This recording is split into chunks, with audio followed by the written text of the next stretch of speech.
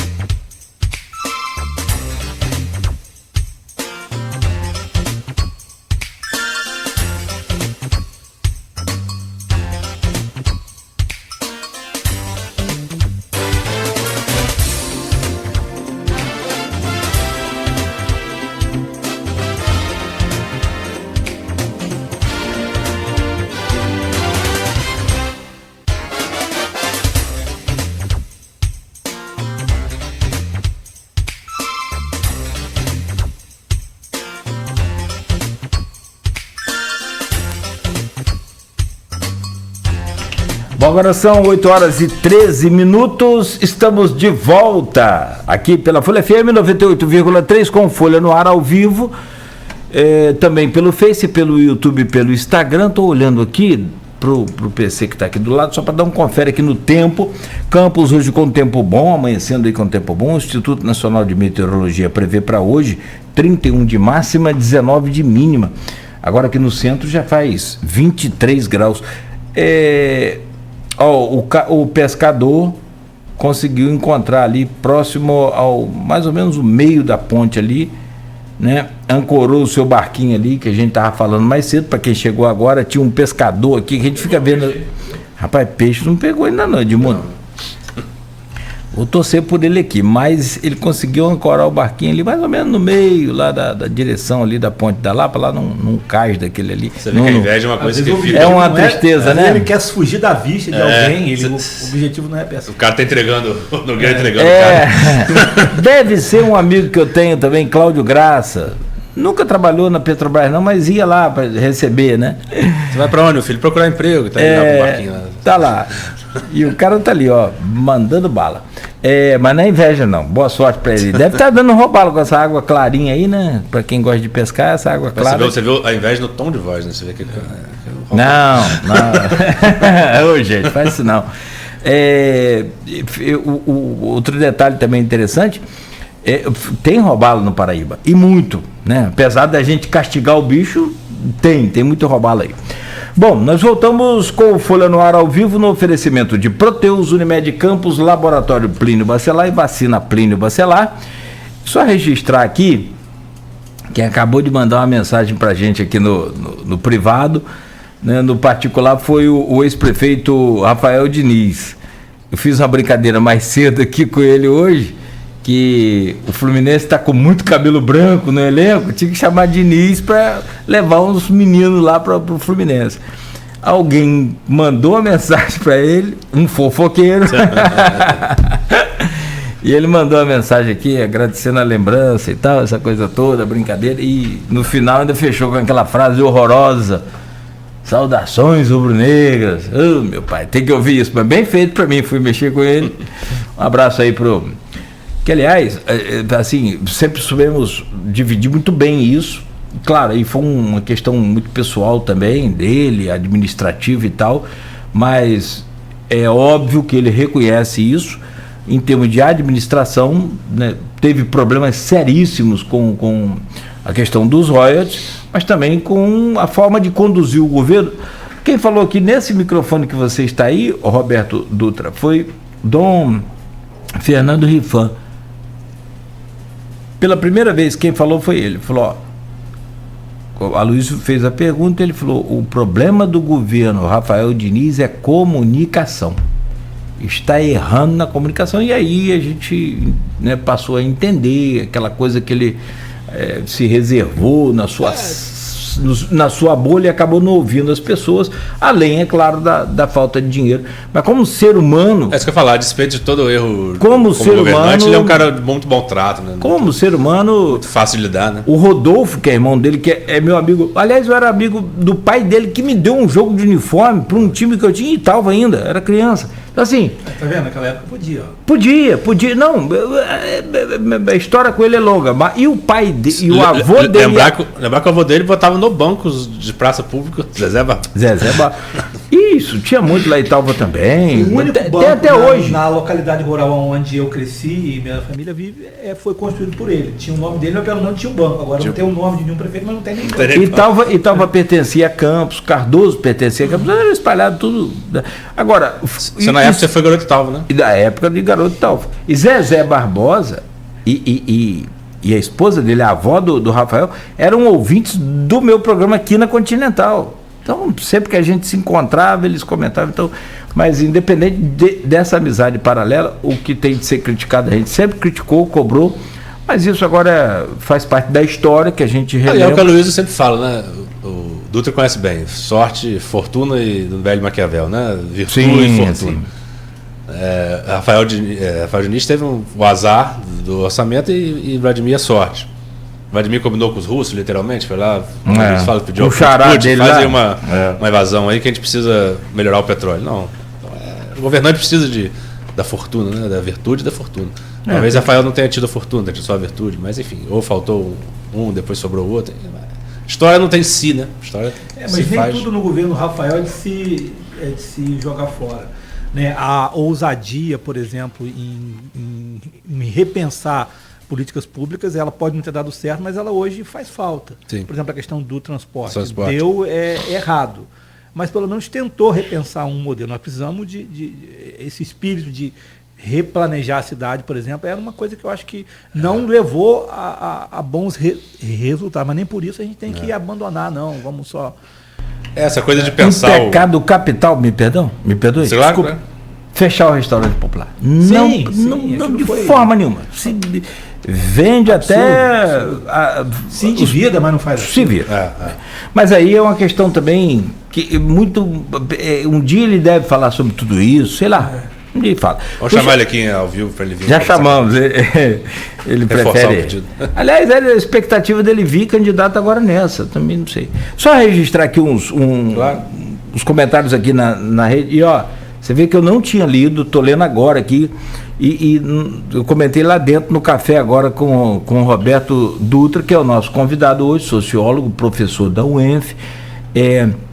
Só para fechar aqui rapidinho, que você tem que voltar.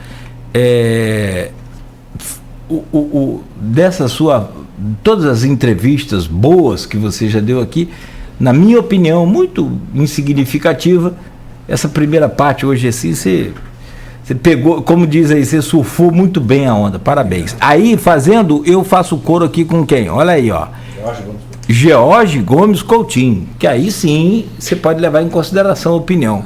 A minha não significa muito não, mas vamos lá. Ó, bom dia a todos, bom dia Wanda, Maurício, de Stefano. Aliás, um abraço para Sandra Maria, que ela falou que é minha fã, médica, né? É recíproca a admiração então, da Sandra. Alexandre Buchaú, pré-candidato a prefeito também pelo Partido Novo. A Lu Signor, acho que é esse o nome, né? Correto. Tinha aquela parte do humor que era aquela pessoa lá de Cardoso Moreira. Era o amigo de Beto, Moisés Pereira.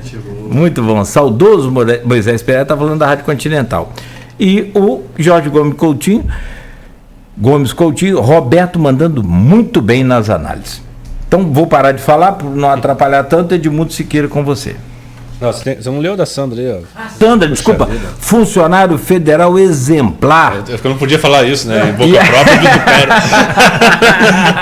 Elogio em boca própria e vitupério. Claro, como é que você deixa passar? E agora, esbanjando charme, inteligência e sabedoria ao vivo e a cores. Comentários da Sandra Maria Teixeira. Obrigado, Sandra. Obrigado. Ele ficou vermelho, Sandra. Fiquei vermelho.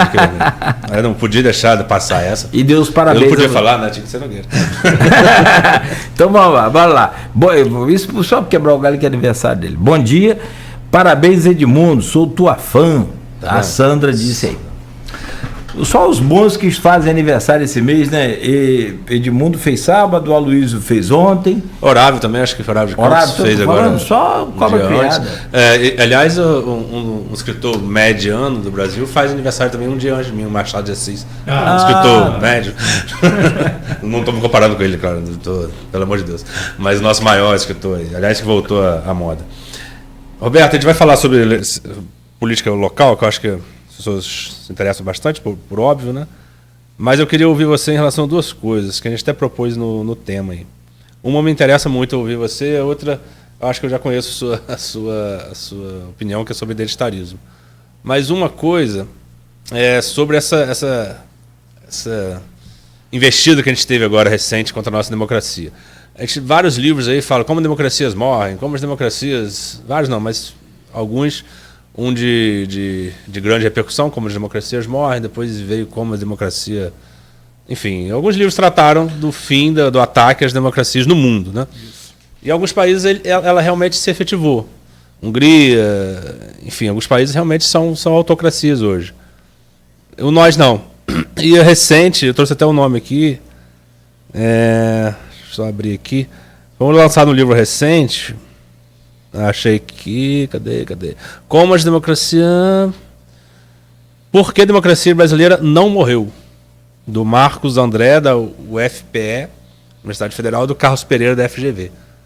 E é interessante que eles trazem uma visão, não otimista, mas uma visão diferente contra majoritária, né? De que o Brasil estaria numa crise muito grande, que quase perdemos a democracia, que o STF foi o nosso guardião, embora guarde sentido prático, guarda também uma certa exagero, no meu ver. Eu queria ouvir você, claro. Em que sentido? As instituições brasileiras, até pelo próprio Centrão que a gente falou agora, até por várias questões da nossa democracia, até pelo fortalecimento do Poder Judiciário, isso foi barrado. A gente não teve uma crise institucional grave a ponto de ruptura, né? Nossa democracia sobreviveu. Agora sobreviveu a despeito de uma relação também internacional de extrema-direita que está vindo, que desbocou em Bolsonaro. A democracia nossa resistiu. Não morreu, resistiu. Mas foi por nossa qualidade, ou você acha que a democracia resistiu porque o Brasil é um país muito importante no global, eles não deixariam, uma força internacional, não deixaria a gente ter uma ruptura democrática por aqui? Como é que é a sua visão, Anderson? Eu acho que tanto quando houveram os golpes de Estado, quanto como agora no bloqueio do golpe, né, em evitar o golpe, são fatores internos e externos que jogaram juntos, né? Nós não tivemos um apoio tanto das grandes classes dirigentes econômicas em relação ao golpe que, em tese, foi planejado por Bolsonaro e alguns de seus auxiliares. Eu digo em tese porque eu não sou jurista e, pelo que eu sei, isso ainda não está juridicamente atestado ainda, pelo menos até onde sei, né? E também internacionalmente, como nós podemos ver, né? Provavelmente, se o Trump fosse presidente dos Estados Unidos, poderia, né, ter sido distinto. Então, eu acho que foram vários fatores que bloquearam uma ruptura institucional, e a democracia brasileira vive. Agora, isso não quer dizer que ela não tenha problemas, né? A democracia brasileira não entrega, né? Cada vez menos ela entrega políticas públicas em setores chaves, né? E a deterioração da democracia não é só a deterioração dos procedimentos eleitorais, é também a deterioração da entrega. A democracia tem que ser vista como um sistema que deve entregar aquilo que promete. Mas você acha que saiu mais forte ou mais fraco depois desse episódio? Olha, ela, do ponto de vista das instituições formais, elas são mais fortes. Agora, a questão tratou-se de uma reação das instituições formais a uma tentativa de golpe do presidente derrotado. A pergunta que eu acho que deve ser feita ao final de 4 anos desse governo que foi eleito para salvar a democracia, qual vai ser a contribuição desse governo para salvar a democracia? Ele vai entregar as promessas materiais de segurança pública, de emprego que a democracia precisa para ser salva? Ou ele de novo vai ter que vir em 2026 com o argumento que eu preciso enfrentar um troglodita para repetir 2022? Porque para salvar a democracia que não entrega nada, uma hora até a gente vai ser a favor de não salvar, né? A Argentina mais ou menos é isso. A gente cai na questão do identitarismo. Porque assim, você está falando de democracia não entrega as suas... Social-democracia, o liberalismo entregou o que deveria entregar, né? Segurança pública, educação de qualidade, enfim. Essas premissas democráticas. E a esquerda, a parte da esquerda significativa está lutando aí contra pautas de gênero, pautas de aborto. A gente está discutindo com toda a fragilidade social que a gente tem de trabalho, novas relações de trabalho no mundo, mudanças econômicas. A gente está discutindo aborto, passou 2 semanas discutindo aborto. Não que é um tema irrelevante, claro que é relevante, mas a gente passou 2 semanas discutindo aborto com tantas fragilidades sociais que a gente tem no Brasil. Isso é um reflexo um pouco do identitarismo que a gente fala e tal. Mas também o identitarismo não é só de esquerda, há um identitarismo de direita. O mais forte é o de direita. É mais forte de direita. A gente fala de identitarismo sempre relacionado à esquerda, mas não é. E o bolsonarismo é um pouco desse identitarismo. Sim. Talvez, na minha visão, ele não passa de 15% do eleitorado. Queria ouvir você também. Acho que a rejeição ao modelo petista, ao modelo, e até a própria figura do Lula, é muito maior do que o bolsonarismo, né? Mas, enfim, definiu eleições e tal, mas não vejo. O identitarismo, talvez, na minha visão, queria ouvir você, 15% de um lado, 15% do outro. Esteja nessa proporção. Lógico, não é exato, mas esteja por aí. Não é uma definição do brasileiro. Não é o brasileiro identitário que está lutando pelo. O brasileiro identitário são nichos barulhentos, mas são nichos. Você concorda com essa visão? Sim, eu acho que é mais ou menos desse tamanho, tanto de um lado como de outro. Mas eu acho importante a gente também, assim como polarização, a gente tomar cuidado com a palavra muito usada como identitarismo. Tem muita gente fala, escreve sobre isso e nem sempre querendo dizer a mesma coisa. Eu me alinho a alguns, digamos, escritores, pensadores, cientistas políticos, como, por exemplo, o Mark Lilla, aquele americano que escreveu O Progressista de Ontem e de Amanhã, e define o identitarismo. Eu escrevi isso algumas vezes já, inclusive na Folha, meu blog. O identitarismo é uma forma de se relacionar na política. O identitarismo é uma forma de se relacionar baseada na acusação e na distinção moral entre bem e mal. O identitarismo é moralização radical da política. É uma gramática de moralização da política. Eu sou do bem porque eu sou oprimido, historicamente colocado em posição de desvantagem e, portanto, como eu sou dessa posição de vítima, eu tenho o direito de eleger os meus inimigos algozes e exigir deles o que eu quiser. O identitarismo basicamente é isso. E, portanto, o identitarismo não tem nada a ver com pautas. O identitarismo não tem pauta. O identitarismo não é a luta pela situação dos negros, pelas mulheres. O identitarismo é uma forma que ele se adequa a diferentes conteúdos, de direita, de esquerda. Então você encontra a identidade do identitarismo, entre o que tem em comum entre o Jean Willis e o Bolsonaro, né? É essa agressividade moral mútua, e a quem quer que seja, né? Então, de fato, e isso, graças a Deus, não passa de 15%, eu acho, de ambos os lados. Portanto, o problema maior, na minha opinião, não é a importância que o identitarismo tem na sociedade, porque ele, de fato, não representa nem a maioria de quem se define como esquerda e nem a maioria de quem se define como direita. O problema não é esse, o problema é a mediocridade das nossas lideranças políticas que não conseguem oferecer ou não querem oferecer algo além desse moralismo identitário, né? É cômodo para o Bolsonaro, é cômodo para o Lula eleger um bode expiatório do outro lado e ficar jogando com esse identitarismo de 15% para tentar transformar os 15% em 35% e ganhar uma eleição. Ah, não, mas tem que todo mundo votar em mim porque é para derrotar o mal maior. Sempre esse negócio do mal maior, o mal maior, o mal maior, né? Então é um problema grave o identitarismo, mas ele é muito mais, na minha opinião, o sucesso dele, relativo, é o resultado de um rebaixamento da política. E eu coloco a responsabilidade nas classes políticas, porque a política, a oferta é o que interessa. Nós não temos oferta, nós temos a mesma coisa, sempre, né? O bode expiatório é basicamente isso, né? Você pega suas fragilidades e coloca num bode, né? No caso da relação.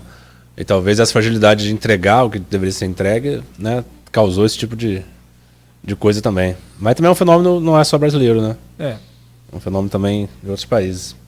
São 8h32. Roberto, acho que pode entrar na questão local. Uhum.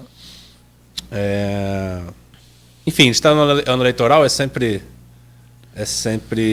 bom falar sobre o assunto, mas também sempre perigoso.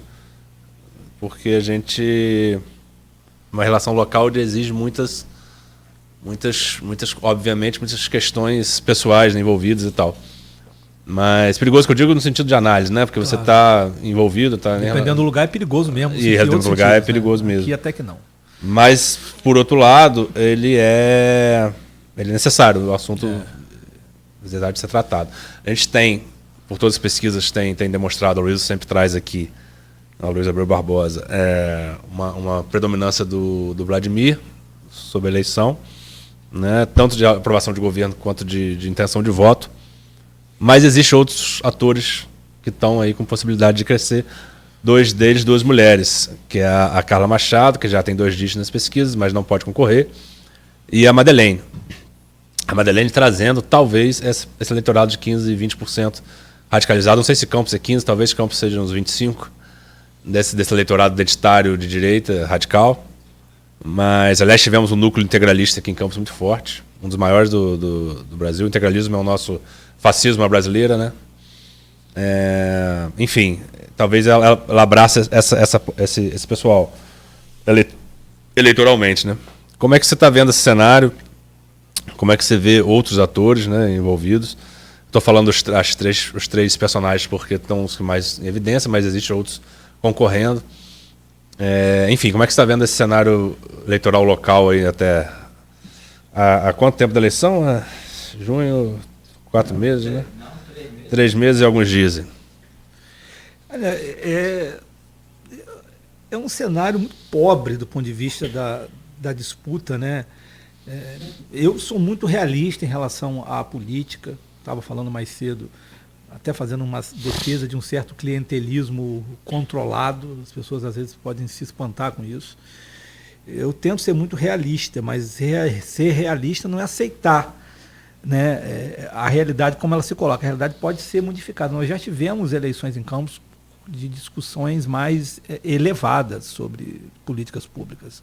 Eu acho que o nível está muito baixo. Essa é a primeira coisa que eu queria pontuar. Governo e oposição, os principais grupos da oposição e o governo também não elevam, não discutem questões estruturais, né, como transporte e outras.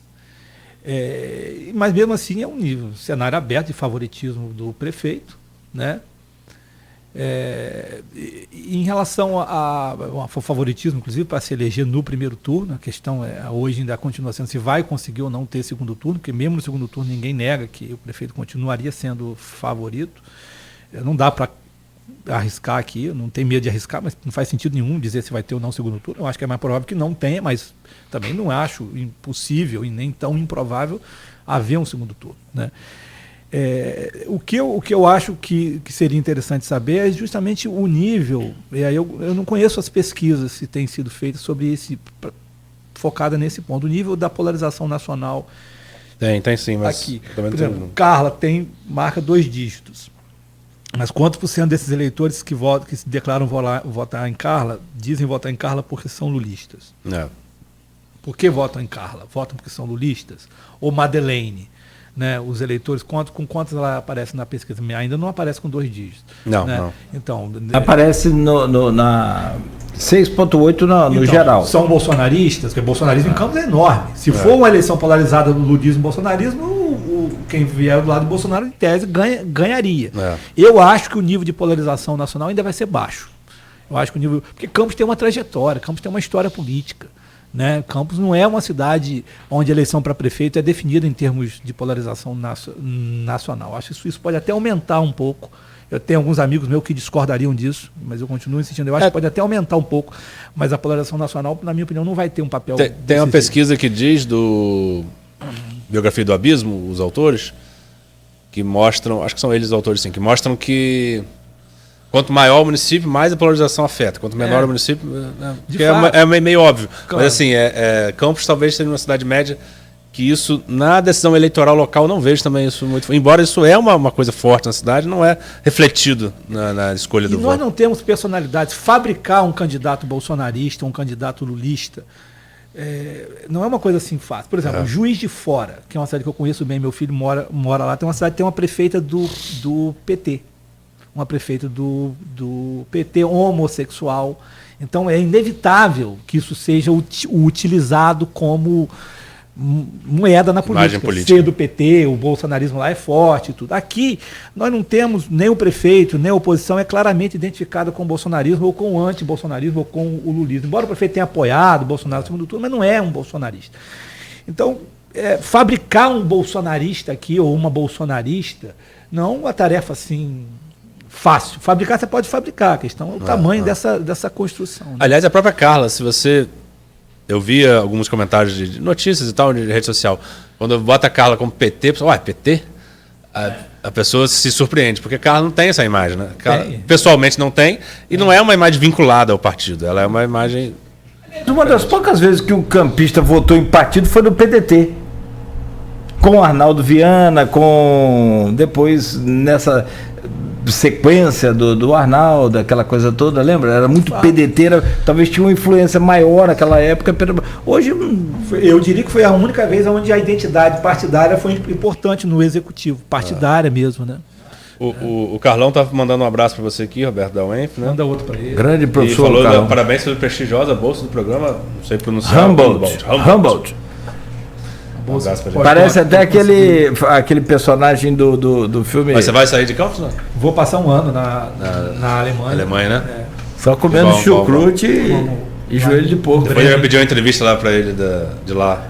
Falar como é que tá o programa lá. Vou viver o ano eleitoral lá. Vou viver um ano eleitoral. Aliás, de um período bastante também complexo. Conturbado. Espero que o período conturbado se resuma a eleições. Eu não quero entrevista, não. Uma salsicha, um joelho de porco. Isso.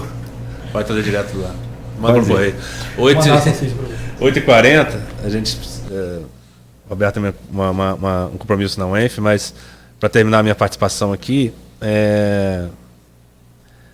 um episódio recente aí, muito lamentável, né? Até escrevi sobre isso. Fazendo uma relação das meninas de Campos, né, que estão vendo essa questão do aborto, a discussão do aborto. Campos teve um ataque pessoal aí num palanque político, de um político de fora, que é uma pessoa realmente que não é muito passível de você citar nenhum nome, né, porque é uma pessoa agressiva, enfim, tem um histórico de agressividade. Mas não entrando especificamente nesses assuntos, se você quiser entrar, óbvio, fica à vontade, mas essa relação belicosa entre esses grupos políticos aqui de Campos, principalmente trazida pelos pais, você acha que isso vai afetar a política agora eleitoral, ou você acha que isso vai ficar em segundo plano? Tomara que fique em segundo plano, né? É realmente deplorável, é lamentável esse tipo de linguagem, esse tipo de postura, sabe? Seja dos pais, dos patriarcas ou dos filhos, né? É lamentável. Esse caso da PL anti-aborto foi interessante porque contrariou muitas expectativas, né? Só entrando um pouco nesse assunto, porque os líderes religiosos lá, o Sóstenes e o Lira, apoiando lá, achavam que a população brasileira é um bando de talibã, que evangélicos e católicos iam apoiar uma lei que equipara estupro com um aborto de uma menina estuprada por um estuprador, né? E a resposta, não só nas ruas, como nas pesquisas de opinião, surpreendeu muita gente. O eleitorado evangélico, majoritariamente, foi contra essa PL do aborto. Esse é um tema que a gente tem que pontuar isso. Porque o eleitorado brasileiro não é talibã, não é fundamentalista. Não é fundamentalista. Assim, a guerra, nesse ponto aí, foi a primeira vez que a esquerda ganhou uma batalha da guerra cultural com a direita nesses últimos tempos aí. E a nível local, eu acho que a dinâmica é a mesma, sabe? Se alguém acha que vai ganhar a eleição ofendendo mulher, ofendendo seja lá que mulher for, com uma baixaria dessa, isso é lamentável. É o que eu falei, o debate é esse. É esse o debate, o governo e a oposição, né? Isso vem da oposição, eu sei, e a oposição tem que... A oposição quer o quê em Campos? Quer xingar o prefeito, dizer que é isso que está em jogo? Não pode ser, né? Eu não sou simpático a nenhum candidato especificamente do grupo Garotinho, nunca fui, longe de mim defender qualquer grupo político assim, mas a oposição tem uma responsabilidade, né? E tem várias oposições também, né? Pensar um pouco em quem trazer para os palanques, né? Exatamente, né? Figuras, né? E aí vai trazer isso. Você bota. É prática, né? Você coloca um político com aquele perfil. Você vai esperar o quê de um posicionamento? Não acredito, desculpa, Edmundo, não acredito que não tenha sido muito bem pensado o convite para essa importação. Sim, mas é o que o Dutra falou. Para animar os 15%, os 20%, mas e os 80%? Exatamente, o que o Dutra falou. Não é muito inteligente, né? E não sei até que ponto isso só anima, mas como também coloca em risco uma candidatura que pode crescer. É um risco muito grande. Muito inteligente, mas eu não acho nada inteligente. Gente, 8h43 por mim, como eu disse, né? O Roberto está surfando nessa onda muito bem hoje aqui, como sempre ele faz, não é diferente, não é surpresa pra gente. Os comentários, né, insignificantes são meus, mas os bons comentários estão aqui, do professor Carlão, do professor Jorge Gomes Coutinho, né, sobre sua entrevista hoje, sempre sobre sua conduta. Quero registrar aqui um abraço carinhoso para sua esposa, tem um carinho e respeito. É de São Fidélis, né? Então, Cambuci. A minha de São Fidélis. A sua de São Fidélis. Terra boa, terra legal. As meninas aqui não foram muito inteligentes nas escolhas, né? Mas, né, cada uma tem a sua cruz para carregar, né? A minha esposa é de Campos, inteligentemente foi a Italva, me achou e trouxe para cá. E o garoto e tal, né? E trouxe o garoto e tal, não é pouca coisa. Vou investigar melhor essa história. Olha aí, Edmundo, pega a foto aí, você tem a foto? Melhor não. Eu não tenho, não. Amigo, eu tenho a foto minha com a faixa de garoto. Aquela temporária, eu vi uma vez só, ela sumiu. Traumatizado até hoje. A Luísio tem, eu mandei para ele. Rapaz, eu acho que eu não vou voltar essa semana, não. Roberto, obrigado mais uma vez, forte abraço, não quero atrasar seu compromisso lá, apesar de sempre gostar muito de conversar com você. Um abraço na sua esposa, na família, obrigado pelo carinho de sempre que você tem com a gente e até a próxima, acho que na feijoada a gente pode estar junto aí, se Deus quiser. Com certeza, obrigado Cláudio, obrigado Beto, Edmundo, né? Preciso sair agora, tem uma reunião com o pró-reitor na UENF agora de graduação às 9h, meu chefe lá, opa, atrasa não. Lá, então desculpa por sair assim. Não, mas eu não. Mas foi uma manhã ótima, gostei muito mais uma vez de ter vindo aqui. E transmito um abraço, poxa, eu não posso ser ingrato de forma nenhuma, lá com os seus pais. Claro, família, claro, poxa, claro. Lá em... Minha mãe fez aniversário na última quinta-feira também. Aí, que maravilha. Quantos anos? 63. Ai, que bênção. Tá uma menina. Tá. Parabéns. Como é que é o nome de sua mãe? Maria das Graças. Maria das Graças, e seu pai é o? Roberto Dutra. O verdadeiro Roberto Dutra. O bom, né? Como diz a Luísa. O bom. Tá bom, seu Roberto, Ana Maria, um beijo pra vocês aí. É lá em Pião, né? Morro do Coco. Conheço bem. Edmundo depois pode ir lá também. Espírito Santo. Tem um fogão a lenha lá, Edmundo, espetacular. Terra de Nilo Peçanha. Terra de Nilo Peçanha. Nilo Peçanha. Edmundo, obrigado por hoje também, até amanhã, se Deus permitir. Obrigado Nogueira, obrigado Beto, quem nos acompanhou até aqui, obrigado nosso amigo Roberto Dutra. Concordo, gênero no Migral aí com o Nogueira, uma boa entrevista, muito boa, como sempre. Aqui, abraço, não obrigado. Posso negar a qualidade do programa, fico ansioso esperando o programa. Tenho aprendido muito ouvindo todas as manhãs as entrevistas. Gratidão. Noêmia Magalhães. Obrigado, Noêmia. Nós é que agradecemos pela sua audiência, que muito nos honra. Folha no Ar fechado por hoje. Voltaremos amanhã às 7 no oferecimento. Oi? Não, você falou no comentário da Noêmia aí, né? Sim, tá no Face aqui, tá. Ótimo. Nossa gratidão a ela aí sempre. E sempre todos que nos acompanharam até aqui no programa. Agradecer o Roberto de novo, bela entrevista. Beleza. E o Folha no Ar volta amanhã no oferecimento de Proteus, Unimed Campos, Laboratório Plínio Bacelar e Vacina Plínio Bacelar.